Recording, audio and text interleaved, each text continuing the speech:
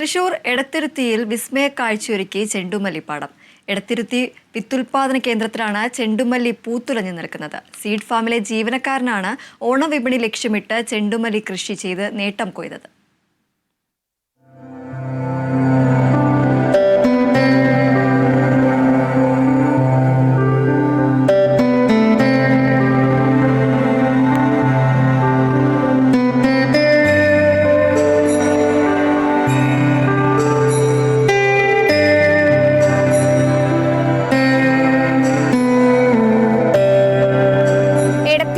വിത്തുൽപാദന കേന്ദ്രത്തിനോട് ചേർന്ന സ്ഥലത്ത് മീൻ വളർത്തൽ കുളത്തിന് ചുറ്റുമാണ് പൂക്കൃഷി ഒരുക്കിയിരിക്കുന്നത്.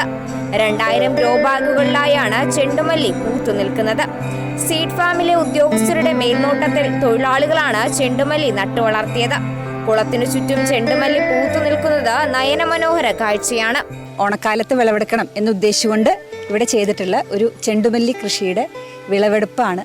തൊഴിലാളികളുടെയും അവരുടെ ഒരു കൈമെയ് മറന്നുള്ള പ്രവർത്തനത്തിൻ്റെയും ഫലമായിട്ടാണ് നമുക്ക് ഇപ്പം ഇങ്ങനെ ഒരു മനോഹരമായിട്ടുള്ള ഒരു ചെണ്ടുമല്ലി പൂത്തു നിൽക്കുന്ന ഒരു കാഴ്ച നമുക്ക് കാണാൻ കഴിയുന്നത്.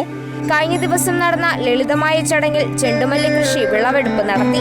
ജില്ലാ പഞ്ചായത്ത് വികസനകാര്യ standing committee chairperson Manjula Arunan വിളവെടുപ്പ് ഉദ്ഘാടനം ചെയ്തു.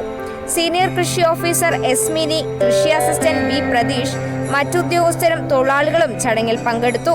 Kerala vision news, Thrissur.